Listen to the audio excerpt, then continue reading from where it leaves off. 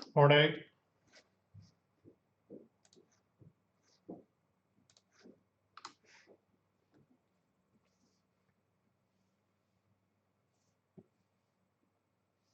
How's everyone doing?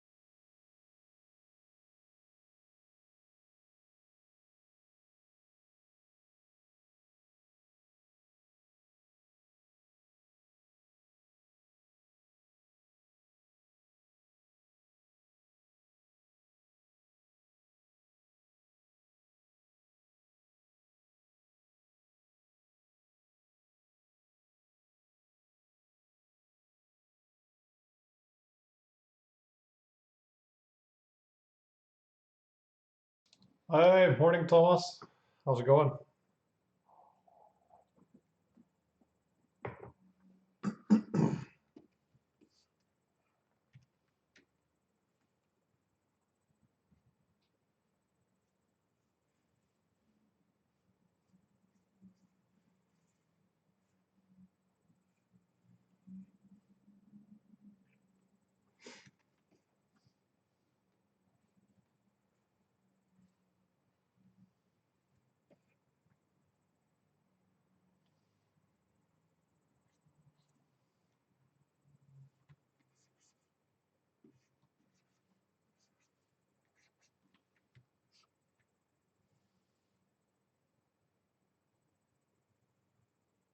Yeah, it could be, yeah. It's a good way of thinking of it.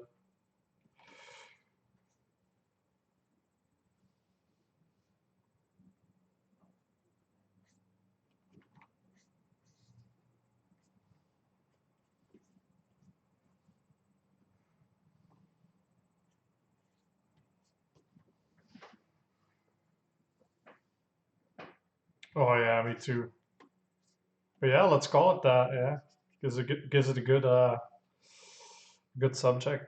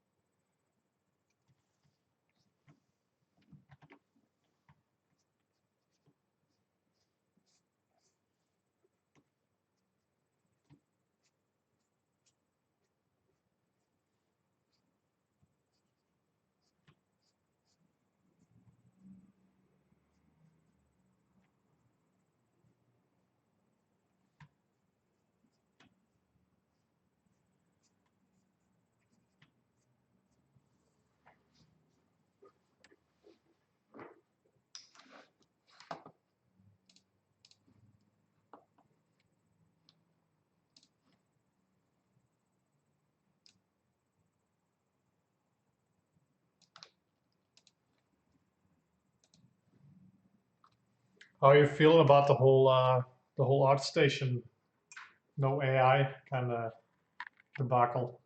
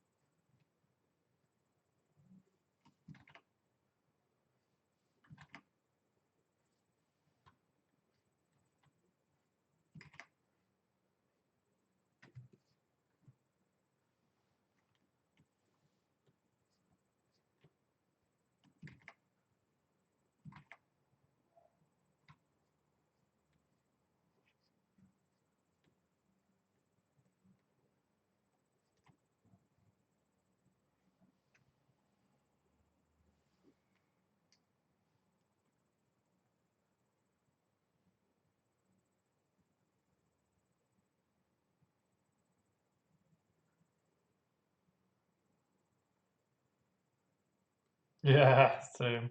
It's like, I don't know. I don't know. I haven't posted myself, to be honest. Not that I'm not in favor of, the whole movement, but I do feel like there's a lot of, how do you say? I think a lot of people will retrace their steps down the line, and then I feel it's a bit hypocritical, you know, to take such a harsh stance. I do get the sentiment though, but it's like I feel like I don't really understand what it's gonna mean for our industry.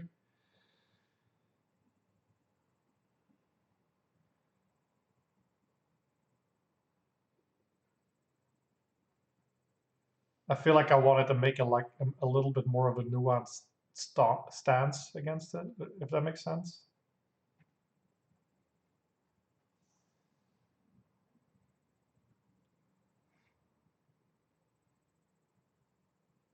Yeah,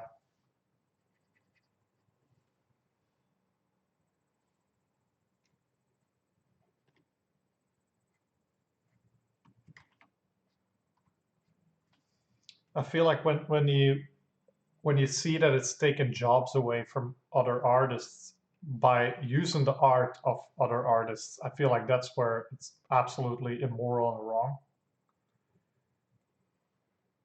But saying that all AI art is therefore bad, I don't know, like that feels too black and white to me.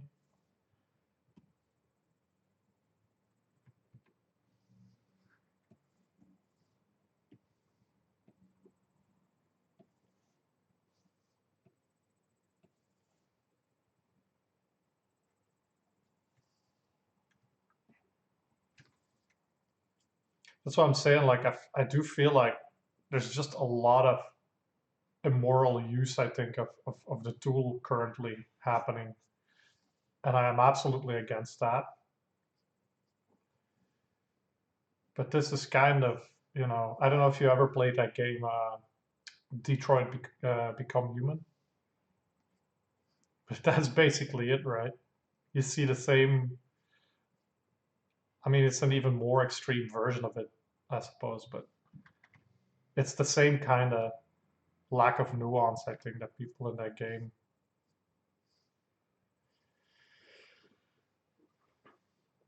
I don't know if we'll ever get that far though. Like to me, currently, it's not. AI is not sentient, so that's where I do see a big difference.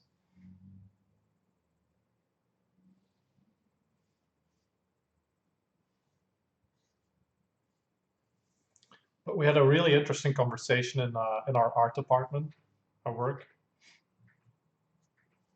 About the difference between computers / machines creating art versus humans creating art, since we're like technically also machines, just the bioorganic kind. So if you ever do create like a machine that is capable of feeling and creating art, but it does it at like a super rapid pace and it does it a lot faster. What's your stance on that then, right? Like, what do you is that then also morally wrong if it does it out of its own kind of volition? I don't know. Like, it's just a really difficult conversation, I think.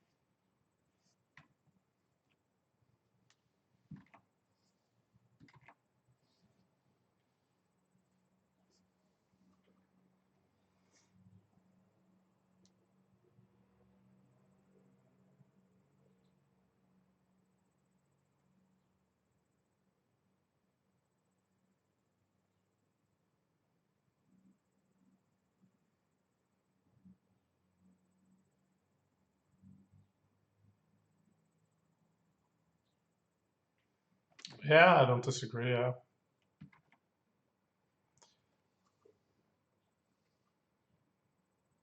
I think the question becomes a lot more difficult, you know, once AIs do start creating sentience, because then you're just creating quote unquote slaves, right? I don't know. It's really it's insane, I think, to have this conversation even, in the sense that I was never expecting this kind of science fiction to become reality.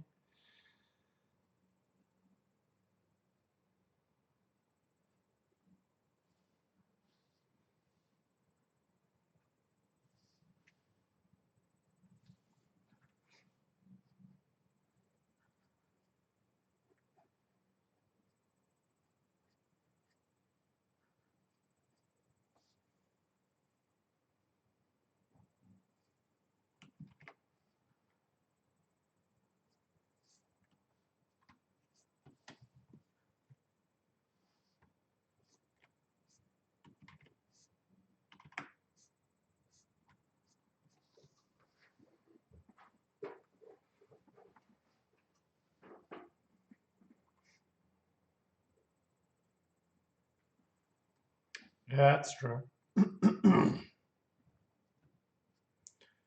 I mean, you keep hearing this counter argument that we're all inspired by other artists, and we all use references of sorts, right? But I feel like that's a completely different thing.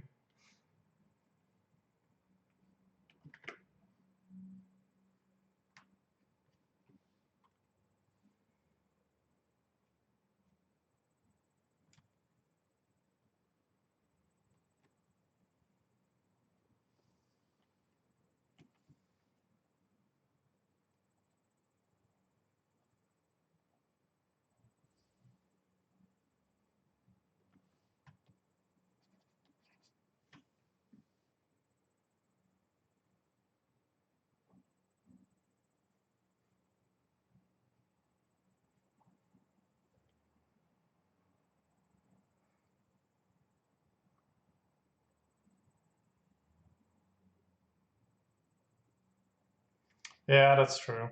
That's true. That was actually a big part of the conversation we had about it. Where I feel like we are all like at Axis at least so far, pretty much against it. And I mean, we're all pretty much convinced there is going to be a legal precedent at some point about this. So it's only a matter of time before it does become illegal or illegal, you know, in some capacity at least. I think, people using AI at the moment, they're all kind of aware of that. Like, I think everyone kind of understands how immoral it is to use. I think people are just,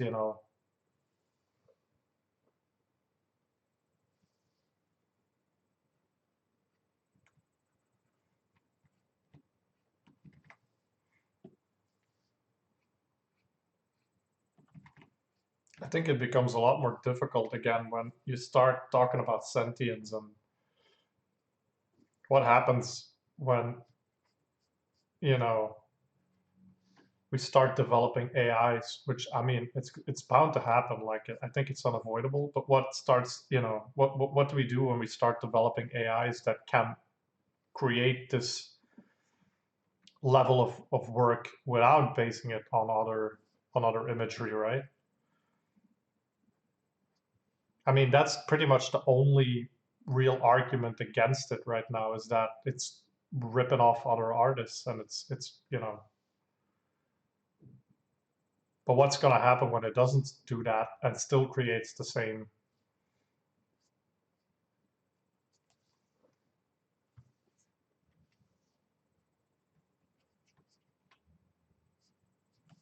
That's why I also feel like at the moment it's this kind of knee-jerk reaction against AI, and that's why I don't want to take that harsh stance because we just don't know where it's going.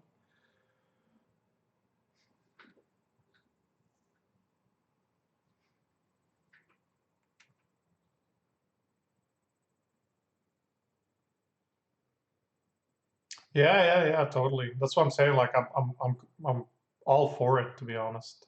I'm just not sure if I want to jump on the bandwagon.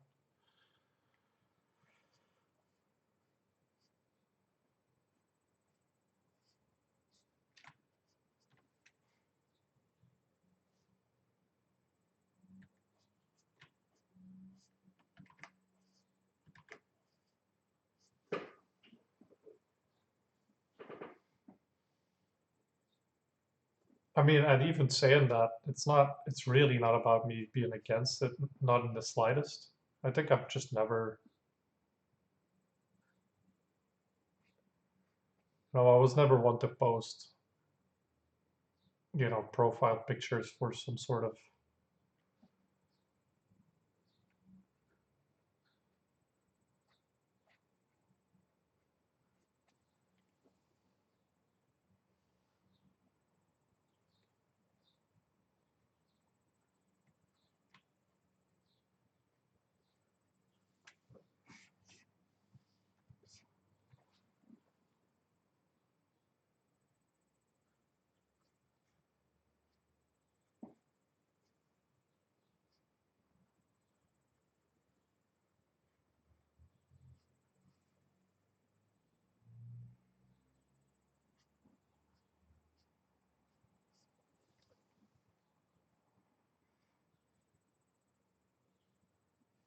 oh, thank you.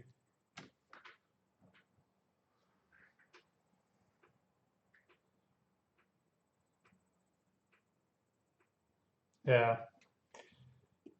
I don't know. It's interesting times at least, right? Like the whole conversation, like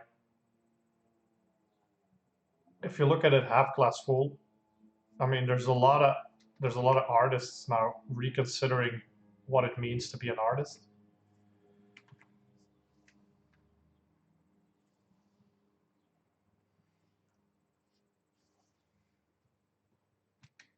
which is, little comfort, but at least those conversations are happening too, which I think is really interesting, and I think it's a good time to have them, especially how uncertain the times are. Like last year we were talking about NFTs and what that could do to the industry, and now, it's AI art.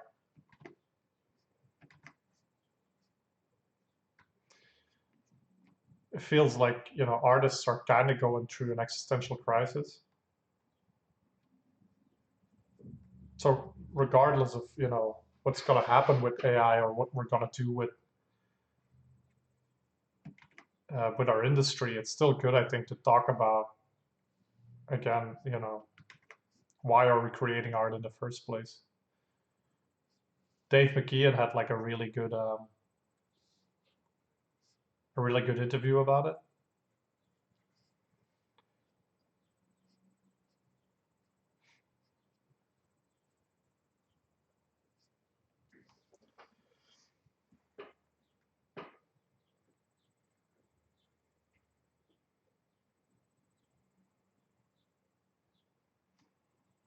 Oh, I think so too. Yeah. I mean, it's a kind of shitty way to come to that realization, but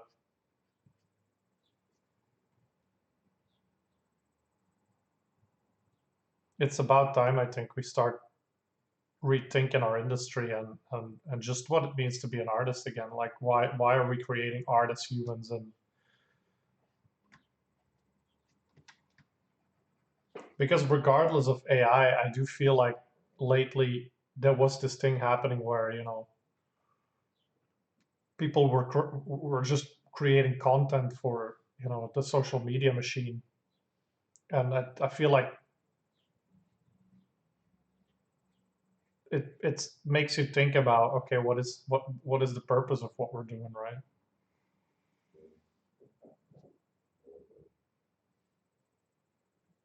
It's not to get too philosophical about it, but still.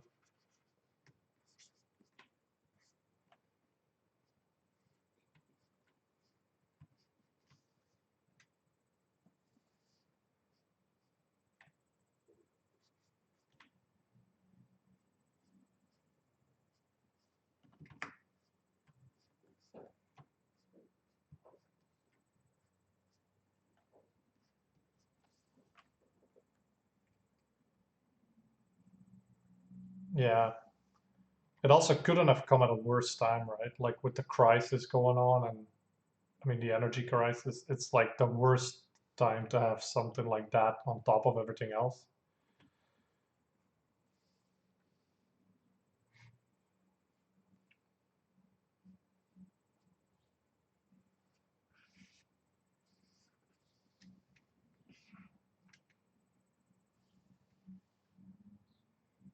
I think that's also part of what makes people so nervous about it, because it is taking livelihoods, right? Like it's not just an innocent.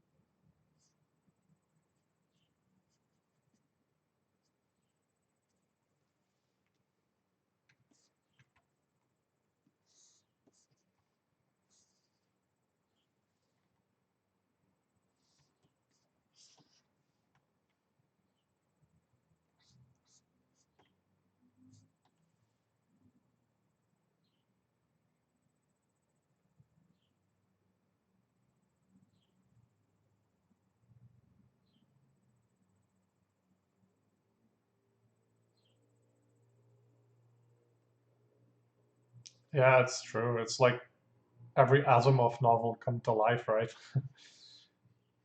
That's what's so crazy to me about it is that it's. I mean, I never expected this to, ever be a real thing, or at least not in my lifetime. Here we are.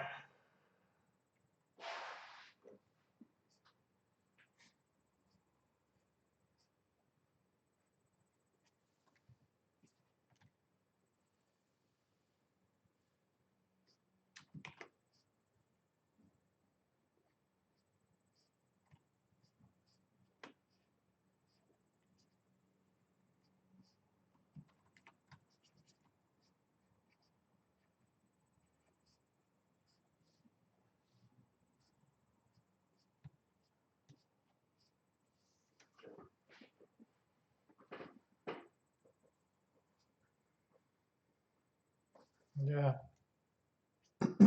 especially how fast it's evolving, right? That's also really.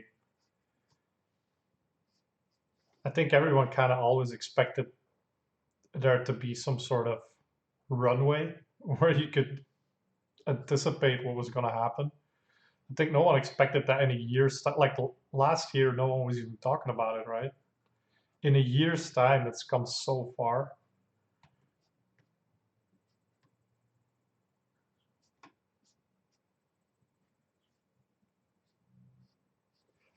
Which I mean, for all the evil that it is, it's also kind of a technical marvel, right?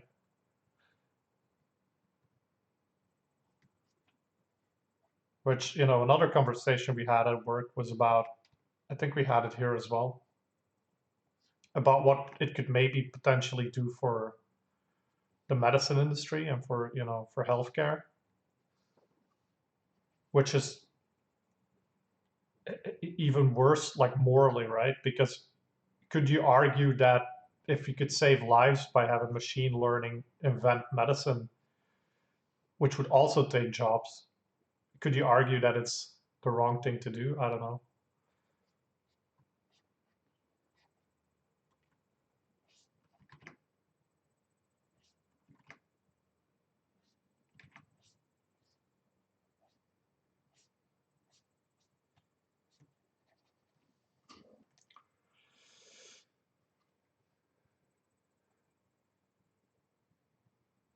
Oh, did they already? And what was the result of it?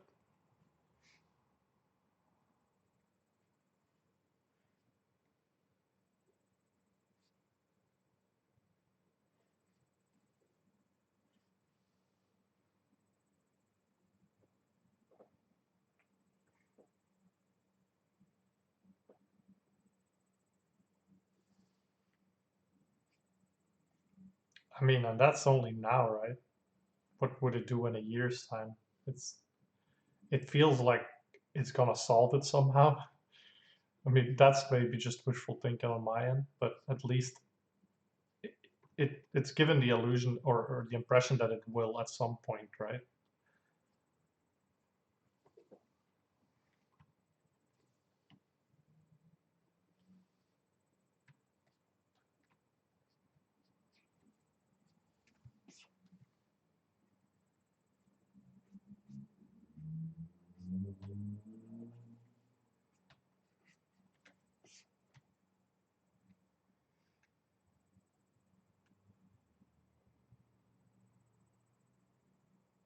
See, it's insane, right?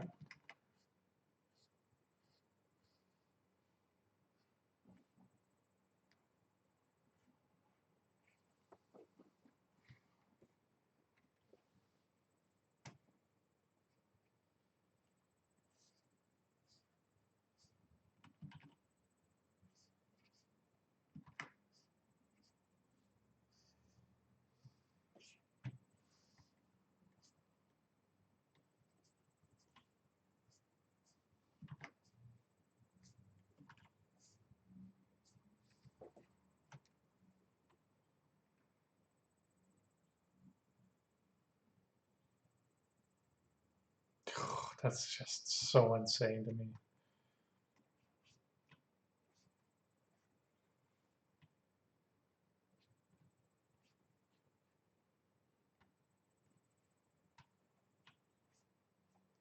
But that's good, right? I mean, at least I think so. Like, I don't think you could argue that's a bad thing. It's also weird that, and that's why I was saying earlier that there's just no precedent for it yet, right? But I'm 100% convinced that in a year's time, there will be, judicial precedent for it. So I'm 100% convinced that, bigger studios and companies, they will be held accountable, I think, for the use of AI, especially in art. Because, like, if you look at it, I think these companies creating the AIs in the first place, they also really, I think they understand deep down that what they're doing is, you know, it's just a judicial minefield. Because you could ask yourself, like, why aren't they doing the same thing to music, right? And I think we all know why, because it's because the music industry is just way, way more aggressive when it comes to like legal claims.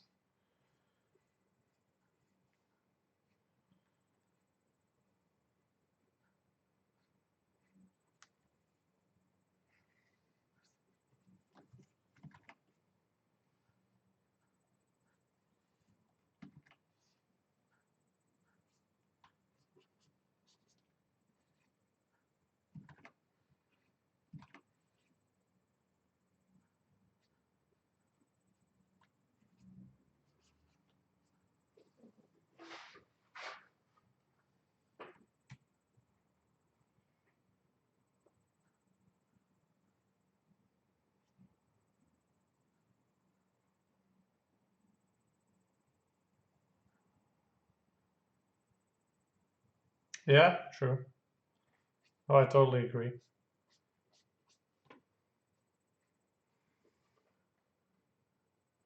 I also feel like part of the conversation to me is about,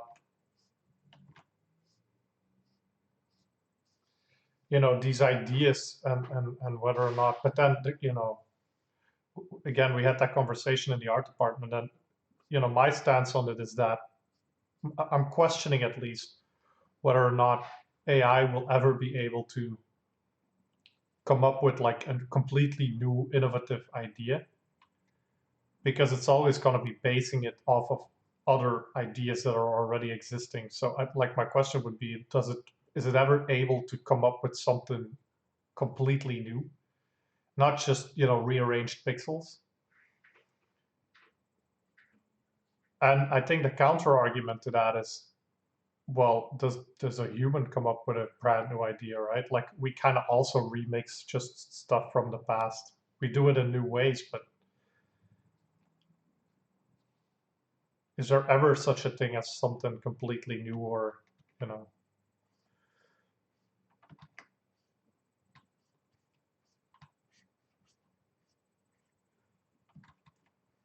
which, only deepens the existential crisis I think we're facing.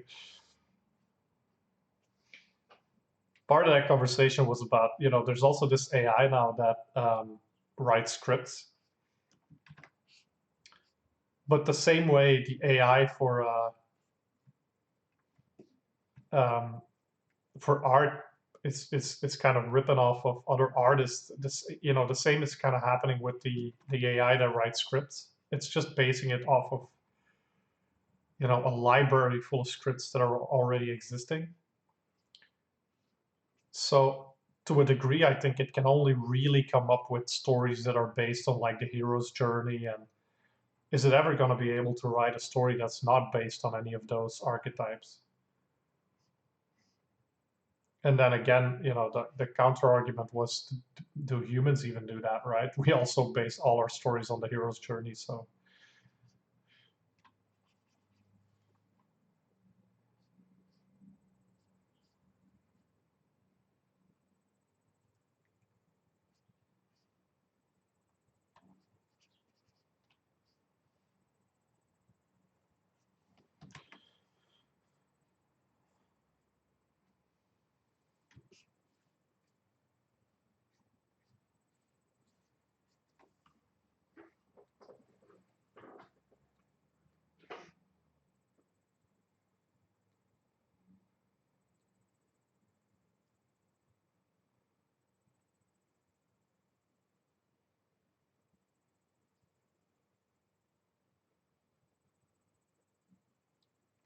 yeah, but so far they're always how do I say, they're reacting, right? They're reacting to stuff that already exists. Which, and again, the counter argument is, aren't we all? Which I mean, as an argument, I do understand it because we kind of are. I think the question to me goes more to the point of like, so as long as AI is not quote unquote sentient, because again, how do you define sentience even, right? I think as long as it's not sentient, I don't think it will be able to create something just out of thin air that's not based on anything else.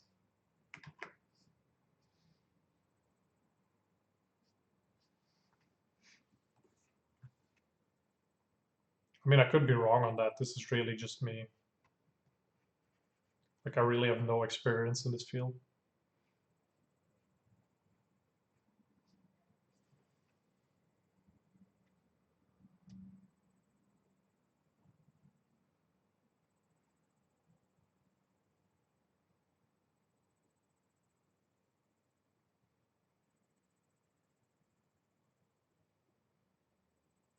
Yeah, but the point is, like, what does it, you know, what would happen if a sentient AI would create a movie with the same kind of emotions in the same way they would, you know, like an AI could at some point, I think, learn to emulate the same emotions a human can.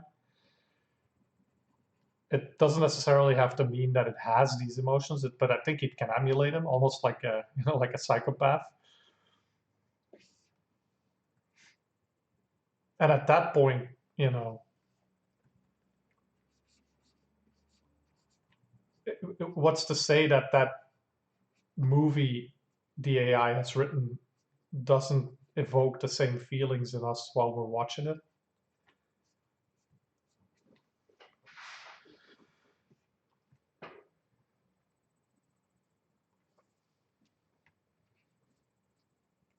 But I'm totally with you. Like, I feel like my argument is the same. I feel in art especially, like the the best art in the world, I think, is like it's a conversation between artist and viewer, right? Like, it's a human conversation deep down.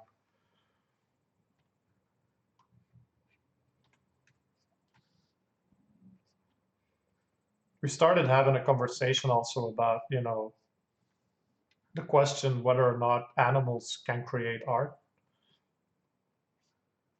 Is it, you know, like those what are they called? Like those birds that create these really intricate nests and houses?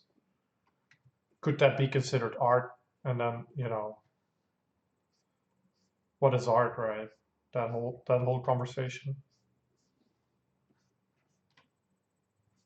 The point, I think, we look, we read through some of the answers, and I think, what animals do is sort of utilitarian.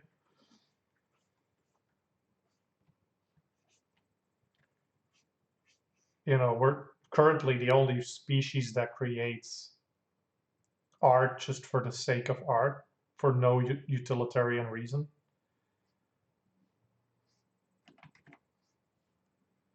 If you narrow down your definition of art to something, that's beautiful, that can move people, then I don't think you're really talking about art anymore. Like the comparison they made was like a spider's web, for instance. A spider's web can be really beautiful, and it's more, you know, elaborate and more complex than anything a human can make. But is it there for art?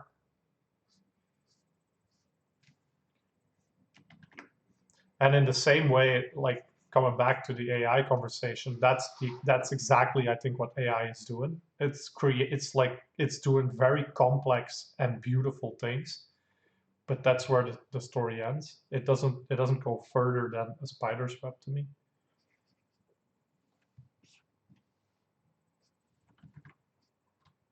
And that's currently, right. Like that's not to say that there could never be an AI that can't do that, which is super scary to me, but that's that's another topic.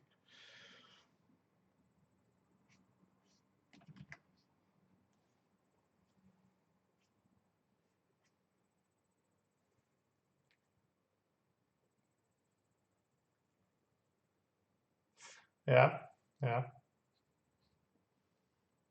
I think we honestly don't really know ourselves what we want.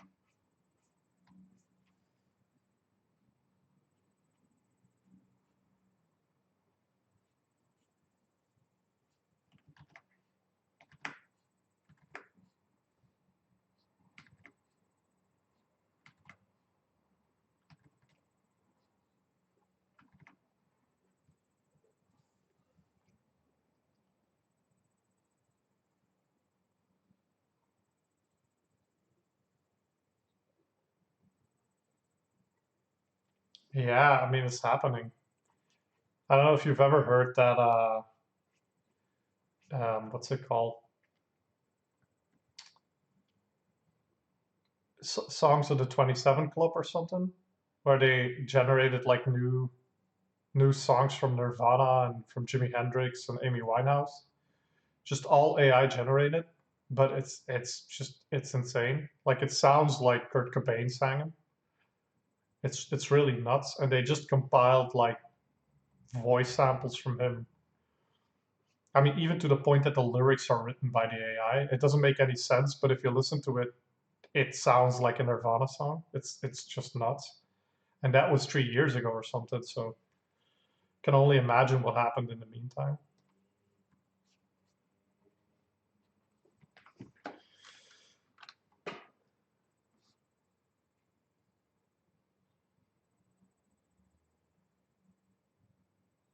Oh, absolutely, yeah.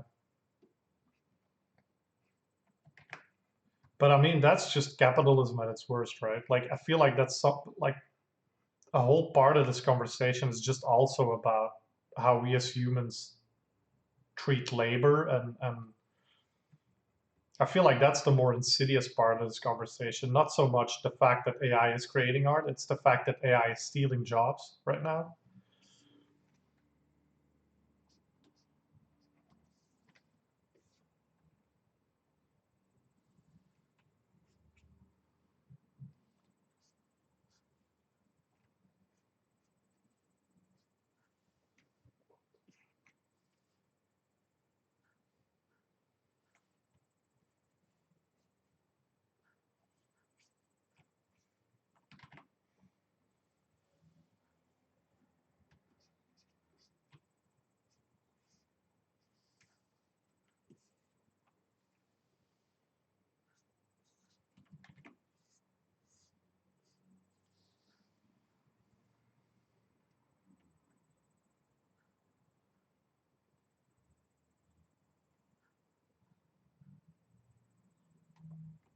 Yeah.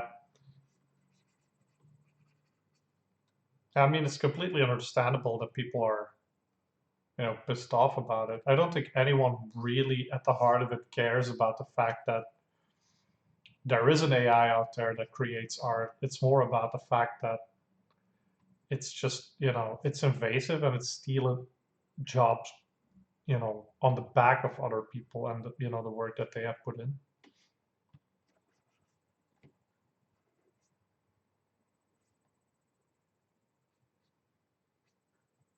I feel like the ship is slowly turning a little bit. I don't know what it'll do because it could just invoke new crises, but at the same time, um, companies are now being held responsible, at least in Europe, for what they're doing with their money, right? At some point, they're gonna be taxed in these countries, whether they want it or not. I feel like there has been taken a stance against that, and for far too long, they've just, like if they're not even paying well for labor, they should at least pay the taxes in the country where they're operating, right?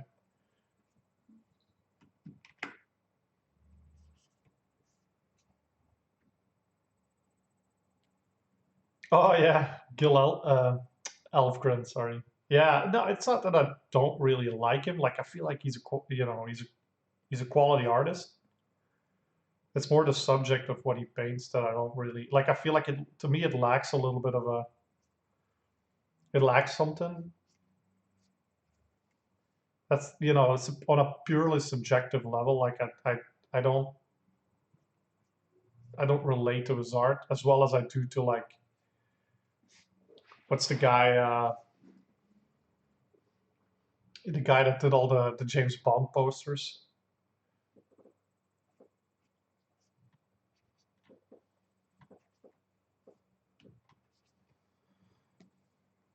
I mean, he does pin-ups as well, but it's I feel like they're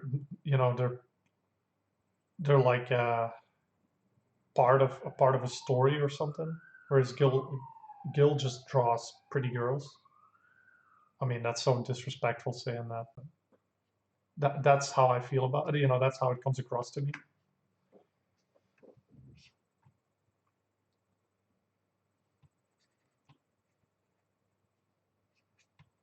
I mean, mind you, he does it really, really well. Yeah, McGinnis. Yeah.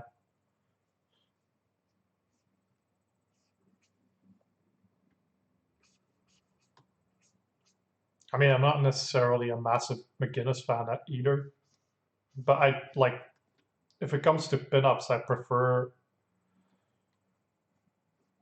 the ones that are part of like a pulp cover or whatever, where they're part of a story or some where there's something more going on than just a pretty girl on a chair or something.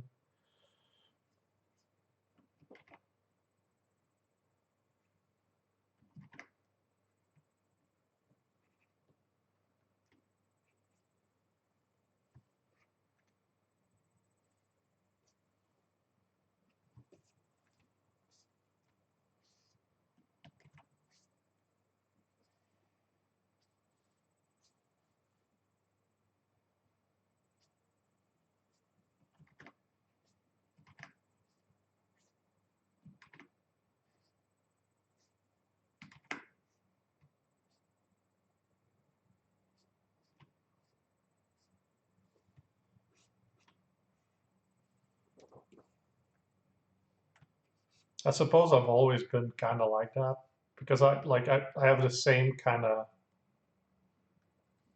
dislike for comic book heroes that are just objects of lust, if that makes sense.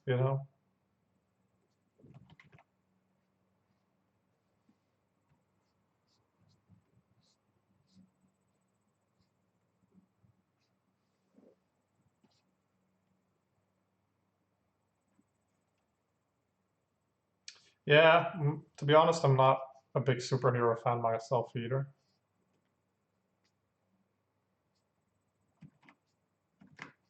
There are exceptions, but I've never really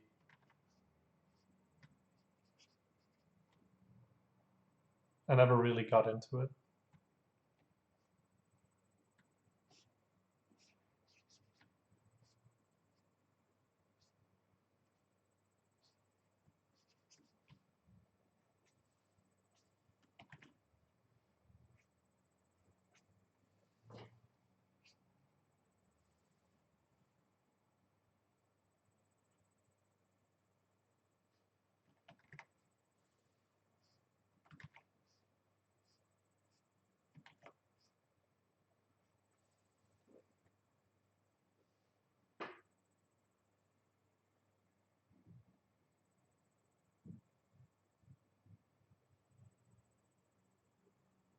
Oh, so true, yeah. I mean, I could maybe do like a stream on Discord actually. Then you could just join the chat.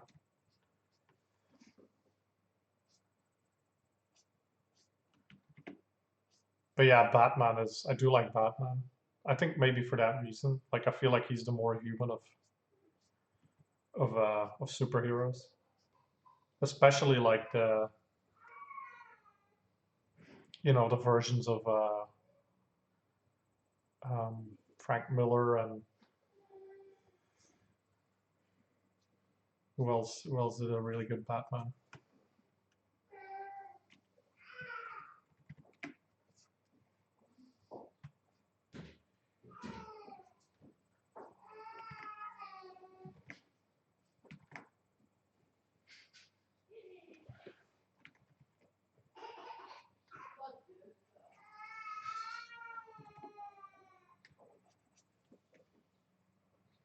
Brian Azzarello also did a good one.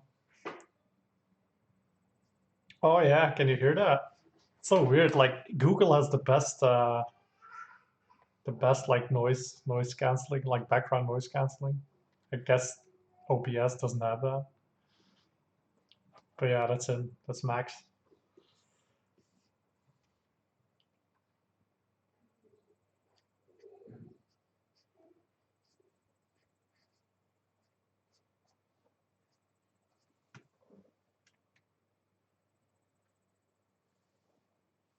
That's actually like that was one of my main concerns when when I first heard about it. Like, is it even worth teaching your children how to draw anymore? I mean, that was just a panicked reaction from myself, to be honest, because I do still see you know, the validity of it.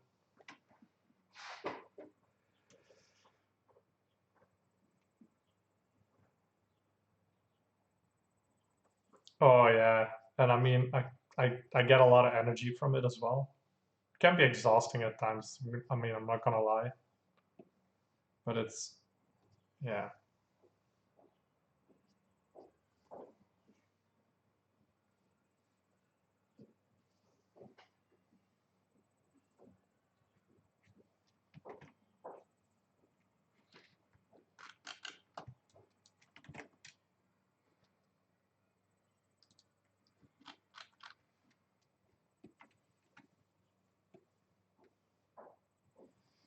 This little guy in Clip Studio, the real G pen. That's like a it's like a standard pen in Clip Studio. I like it so much. It's such a uh, I don't know. I don't know if you've ever used it, but the feel of it is just incredible.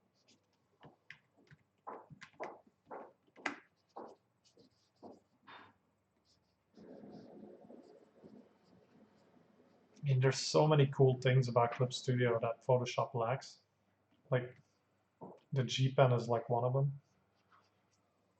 But another one is you can like Control Shift click on a layer and it selects that layer. And you don't always have to go search for it. It's super useful.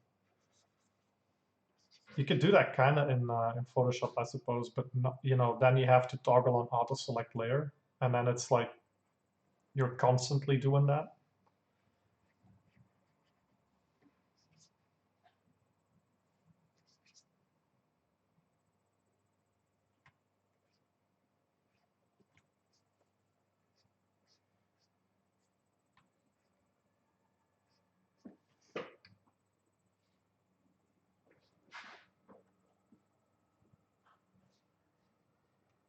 Yeah, but it's different in Photoshop, I think.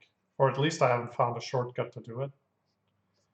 The way it's set up in Photoshop, I believe, is where you have to pick like auto select layer, and then you have to go to the tool for it to select it. Whereas here you don't have to change the tool. It works with every tool.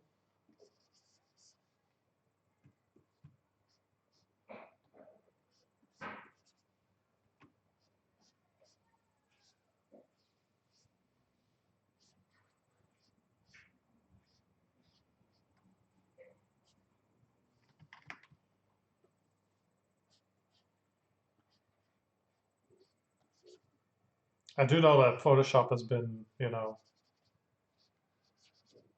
they've been watching Clip Studio for a while, so they're kind of gaining up on them a little bit, like they're stealing all their good ideas.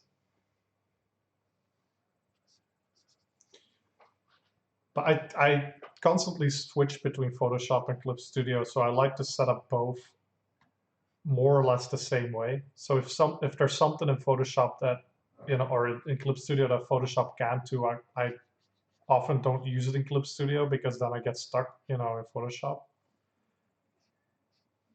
Like a good example used to be that in Clip Studio you could use um,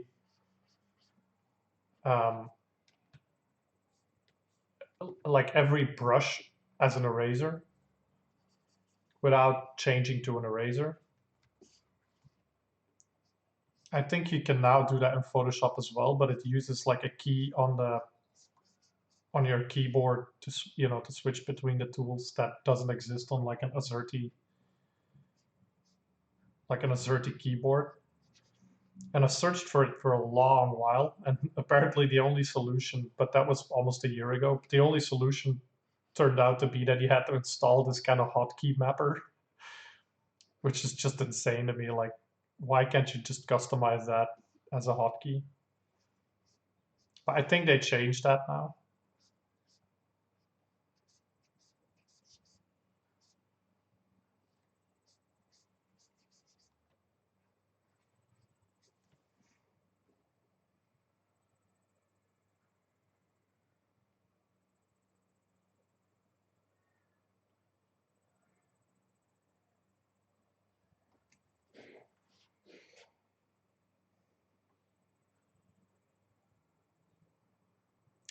Yeah, it's auto select, but auto select you need to go to auto select and then it's an extra step.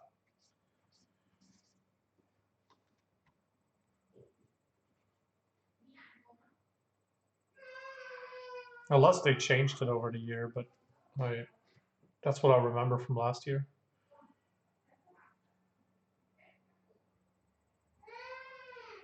Clip Studio, yeah, I was just gonna say it's actually I feel like it's more stable than Photoshop. I don't think it's as I don't think it's as far advanced as what it's autosave and like it does autosave every once in a while, but I don't think I've ever really had it crash on me. And it I don't know, like in terms of its standard canvases, it uses really high res. It goes really high res. The standard in it as well is like 600 TPI. So it does do a lot of, it deals with massive canvases really well. Like in page layouts, for instance, right? Like if you have a page layout and it's filled with these 3D mannequins, it doesn't slow down at all.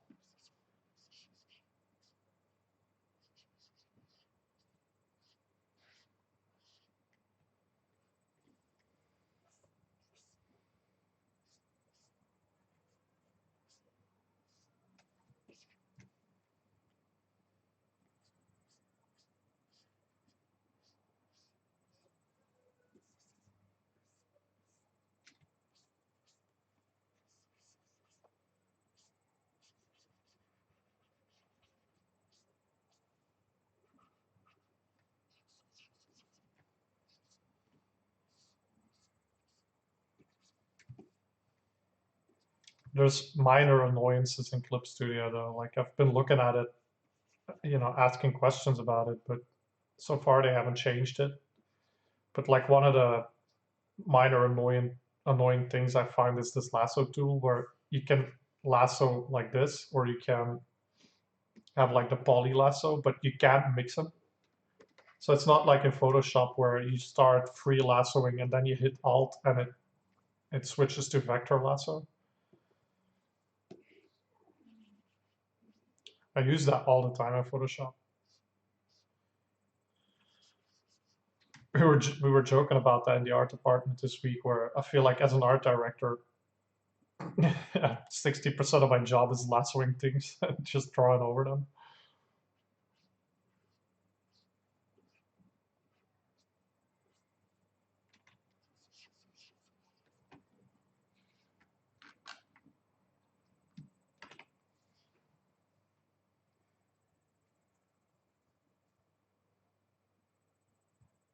Yeah, Photoshop, but it discontinued 3D, I think, right?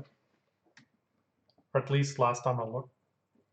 Because I used to paint a lot of HDRIs in it. It was really useful because you could preview the HDRI in 3D in Photoshop and paint in it in 3D as well, which is really useful. But it's slow as hell, and yeah. Last I checked, it said that it discontinued its 3D functionality. You could still use it. You could still do the HDRIs in Photoshop, but it's not supporting it anymore.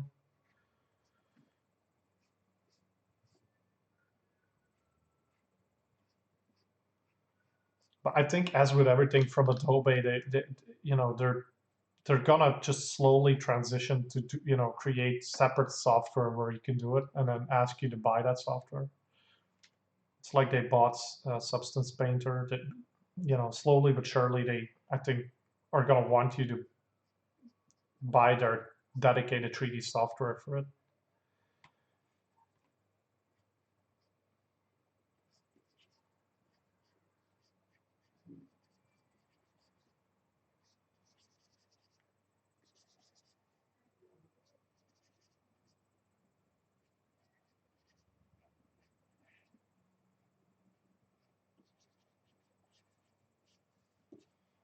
But yeah, that was really one of the first things I noticed when I started using Clip Studio, how much smoother and faster it is than Photoshop.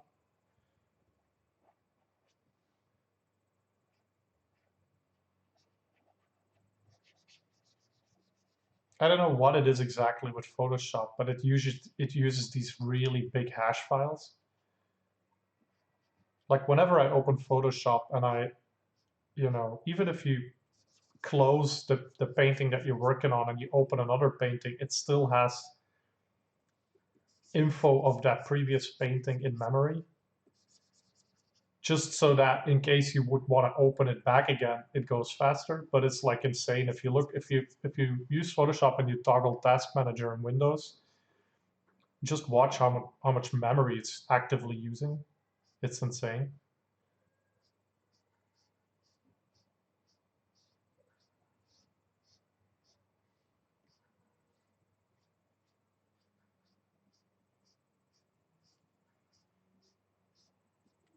Plus, it does a lot of things. It loads a lot of things in its memory that just simple everyday painters like myself don't use. Yet you kind of pay memory for that, even if you're not using it. I feel like Clip Studio, I don't know what it does differently, but it feels different when you use it.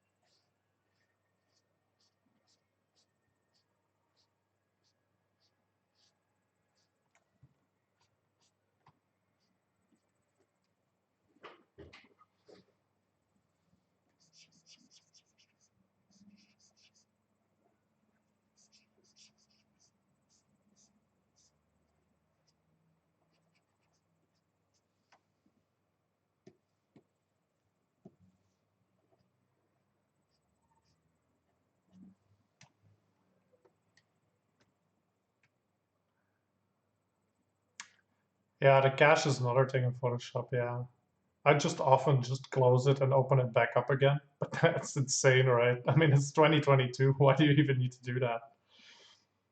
Plus the amount of times it breaks and screws with my pen sensitivity. It's just, I don't know. The support for Wacom and Adobe products is just terrible.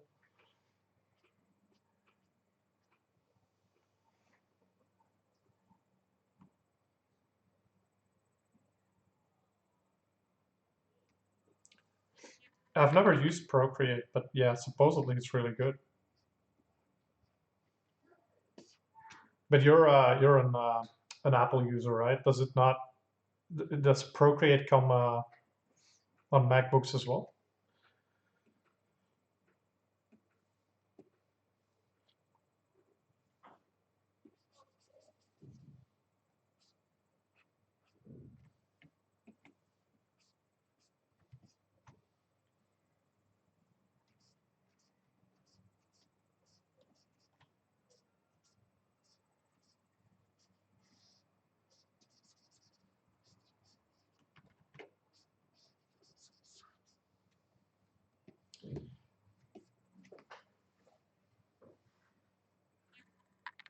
Oh, it's only on iPhone and iPad.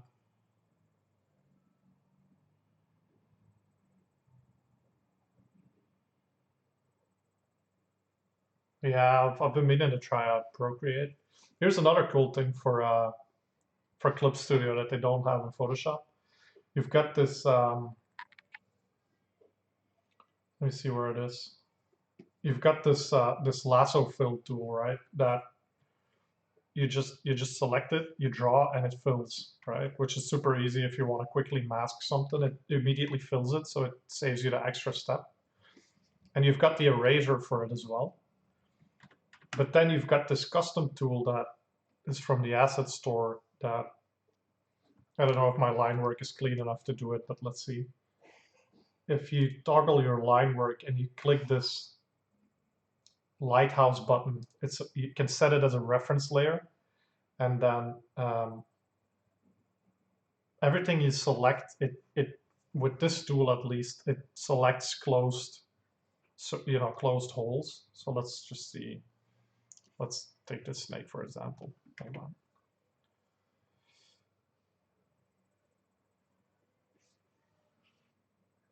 Yeah, yeah. I mean, I'm using this pencil brush, so it's not the cleanest, but you can see what it does, right? It does that for you. And if you've got really clean line art for like comics and stuff like that, it's really easy to use. You just circle something and it immediately it uh it covers that area.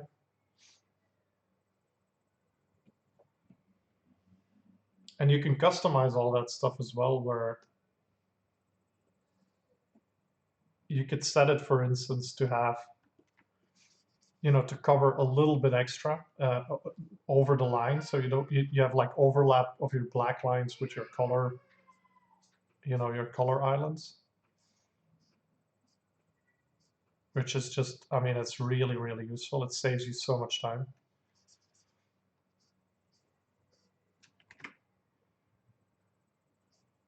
But yeah, like I usually keep my line art a little bit looser if I'm not planning on making it line art.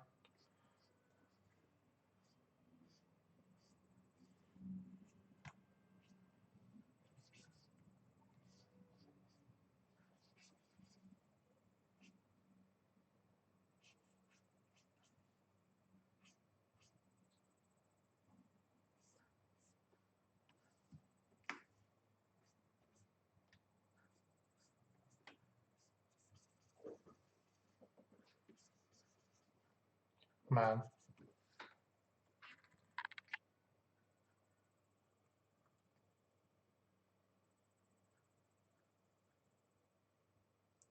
I didn't do the cover in uh, in Clip Studio. No, that was Photoshop. I've seen some amazing paintings in Clip Studio, but I've not, I've yet to learn how to properly paint in Clip Studio.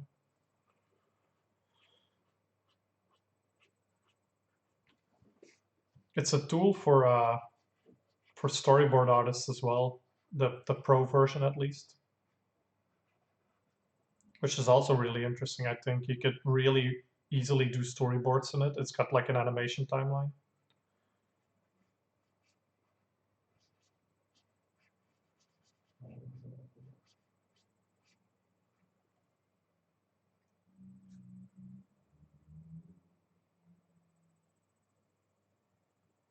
Emirates, I can't recall. I think I did use it for some of the characters.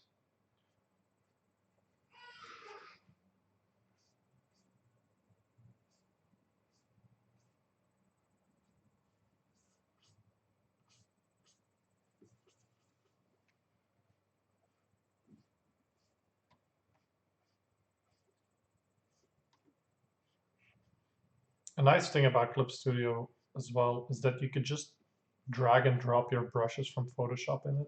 I think I mentioned that last time as well. But you could just, I drag my whole brush library from Photoshop into it, and now I've got like everything, in here. It's the same as in Photoshop.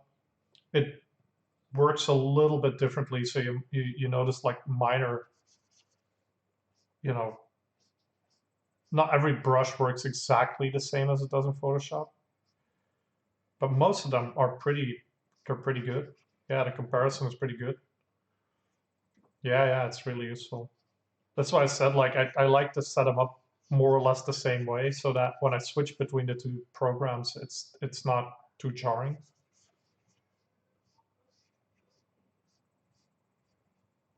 I mean, and I was surprised to see that even because in Photoshop I've got my tools set up in a way that I I've got like smudge tools and I've got a dodge tool and a burn tool and it holds those properties. So like I've got this here like the burn and dodge tool, and you could just use it and it does burn and dodge in Clip Studio as well. Here's a palette knife that works as well. I don't know how it works with like mixer brushes and stuff like that, but most brushes translate really well.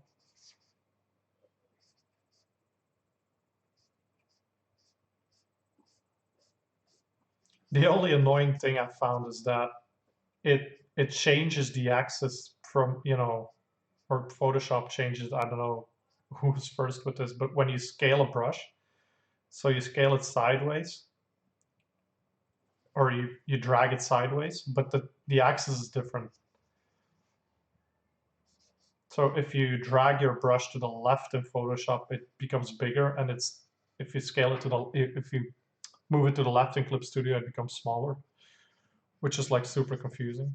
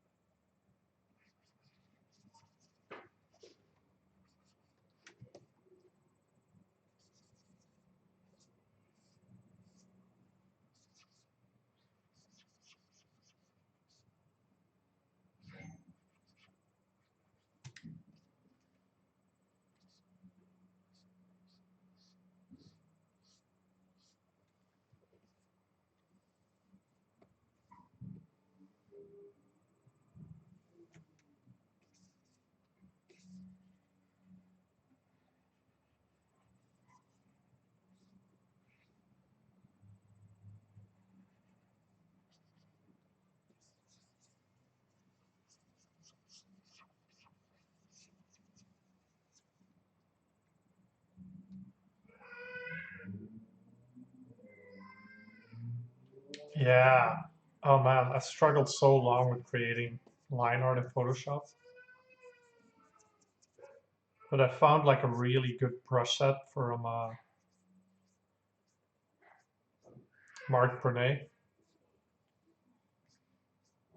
and then I tweaked his brush set because it was a little bit too strong for me.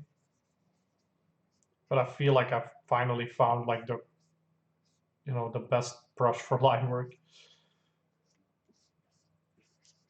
And then lately I've been using, that's actually what I've been using on this one as well. The pencil set from Kyle. Uh, you know, Kyle, the guy that creates all those cool brushes. He's got a brush set that's just pencils, and it's really good. You could download it for free if you have a Photoshop subscription.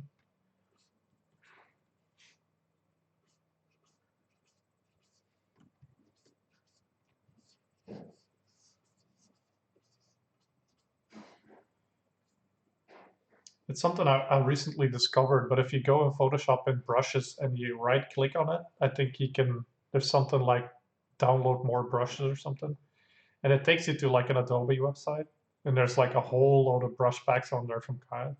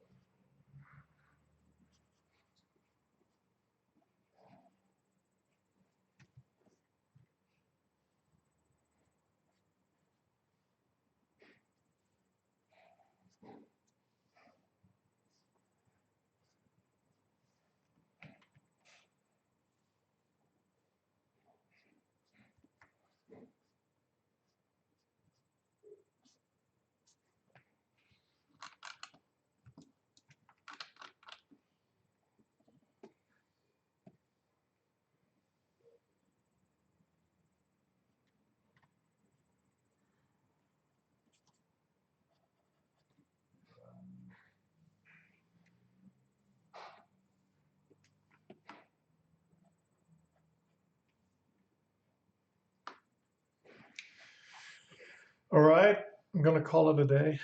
I feel like this is a good place to stop.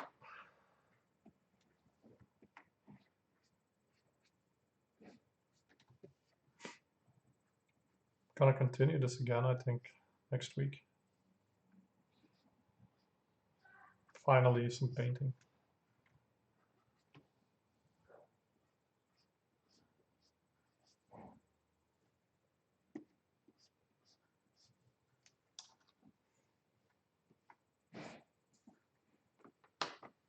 Hey, but thanks again for joining, Thomas.